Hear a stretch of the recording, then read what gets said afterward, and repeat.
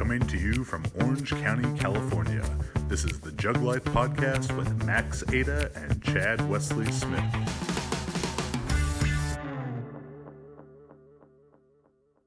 How was the transition for you competing equipped to now competing raw?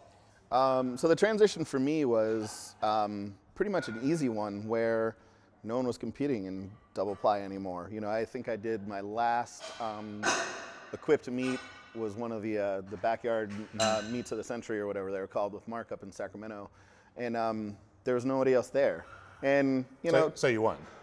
I think I did, yes, but that's besides the point. But you know, the whole point of all this was I needed something to compete in. I didn't want, you know, I had no interest in being a bodybuilder and getting on stage and doing all that stuff. You know, I wanted to compete against other people, like, where it couldn't be just a completely individualized sport.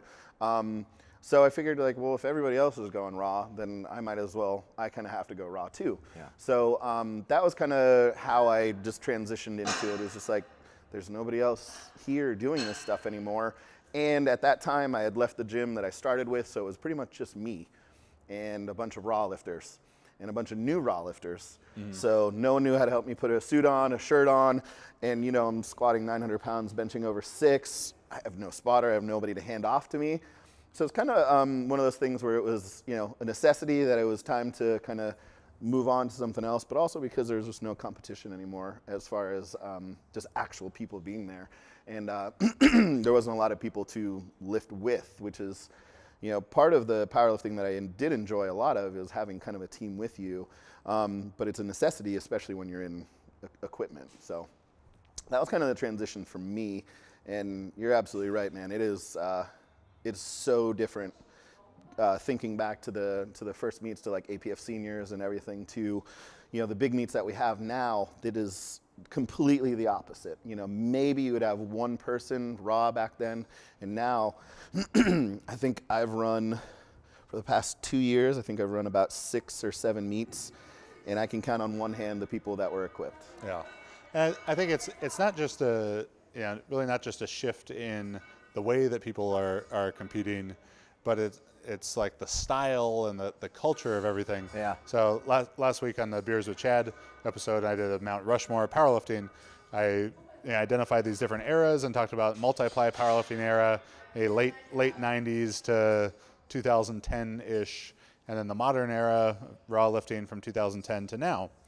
And Chuck Vogelpohl was my choice for the multi-ply era. Great choice. And I think he embodied so much of what was powerlifting culture then. Yes, 100%. Just being like so incredibly hardcore, and the perfect, the picture I chose to use my extensive Photoshop skills to put him on Mount Rushmore, you know, he had the flame beanie on. Yes, and fire beanies. Chuck Vogelpohl, you know, bleeding out of his nose with a flame beanie on is multi-ply powerlifting. Yes, that's absolutely right. 100% right. That's it. And I mean, you know, I know that photo well, and that's when he his strap broke, so we had to put electrical tape on his strap to even kind of keep everything together. He came out and pulled that last deadlift, I think, to beat Kenny Patterson and somebody else to kind of win that year's WPO. But yeah, that's I don't know if you could have hit the nail for, you know, further and perfectly harder on the head than that. That's 100% multi-ply powerlifting. Yeah. What do you think something from that era and that culture that powerlifting today and today's powerlifting culture would be well served to learn from? I think the intensity and kind of the focus on a lot more of a team, I think, was certainly there. And again, kind of had to, being a, you know, multiply, just to get in the suit, get in the shirt, and then there are just people who are wizards in equipment opposed to people who are not. So you'd find those people, you'd seek those people out so they could help you figure out how to adjust your shirt, how to put whatever on, you know, differently, or how to kind of approach a lift, or even, you know, how to adjust your equipment in order to make it there.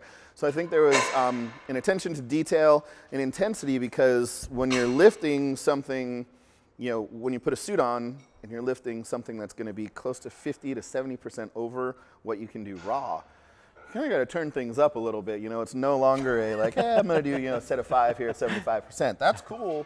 But I mean, now that you're doing, but if you can lift 500 and you got 800 pounds on the bar, you got to really kind of turn things up. So the intensity level of all the training sessions when you're equipped and going heavy for like an actual competition lift were, completely insane. That was a clip from episode number 92 with Jesse Burdick. Jesse's been involved with powerlifting for 15 years.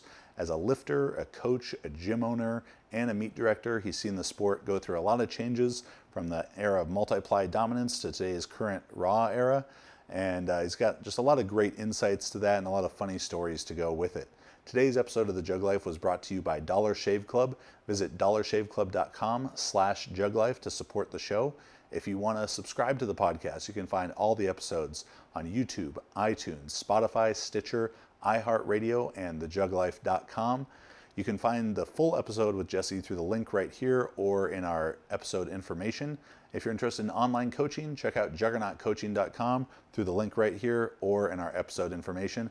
Thanks for listening, and we'll see you next week.